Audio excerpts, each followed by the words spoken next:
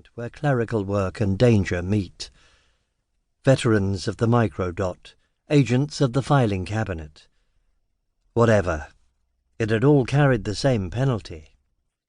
It had been a different world, of course, and had largely vanished when the wall came down, which was not to say there weren't still pockets of it here and there, because friends need spying on as much as enemies.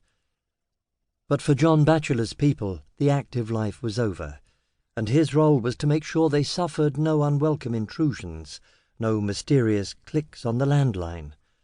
Above all, that they weren't developing a tendency to broadcast the details of their lives to anyone who cared to listen. It sometimes amused Bachelor, sometimes depressed him, that he worked for the Secret Service in an era where half the population aired its private life on the web. He wasn't sure the Cold War had been preferable, but it had been more dignified. And now his rounds were shorter by one client. That was hardly surprising. Nobody on his books was younger than 70. But what happened afterwards? When all his charges expired, what happened to John Bachelor? It was a selfish question, but it needed answering. What happened when the milk round was done? Then the door opened and a cold blast nipped around the room. Thanks for that, he thought. He was drunk enough to read significance in the ordinary. Thanks for that. The newcomer was Diana Taverner. He watched her pause at the larger, noisier group and say something which roused a cheer, so probably involved money behind the bar. Then she glanced his way, or his group's way. "Oh, God," groaned the soak next to him. "Here comes the Ice Queen." "She can read lips," said Bachelor, trying not to move his own. They buzzed with the effort. Taverner nodded at him, or perhaps at all of them, but it felt like at him. He'd been Dita's handler. It seemed he was in for some line-managed compassion. It was news to him that compassion was in her repertoire. Diana Taverner, Lady Di, was one of the park's second desks, and wielded much of the power around that edifice, and not a little of the glamour. In her early 50s, she wore her age more lightly than Bachelor, wore smarter outfits too. This wasn't difficult. He shifted on the bench seat, caught the end of his tie between finger and thumb, and rubbed.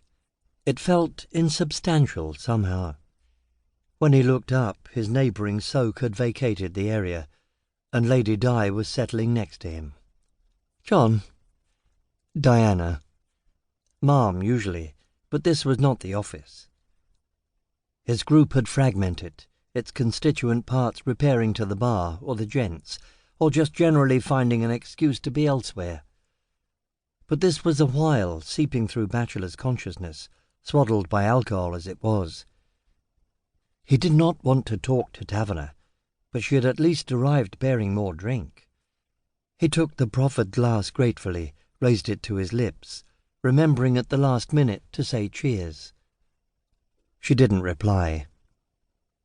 He swallowed, set the glass down again.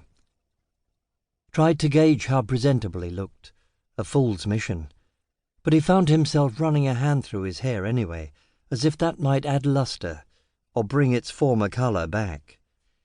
"Dita Hess died of natural causes." Diana Taverner's voice was always precise, but there seemed extra edge in it now.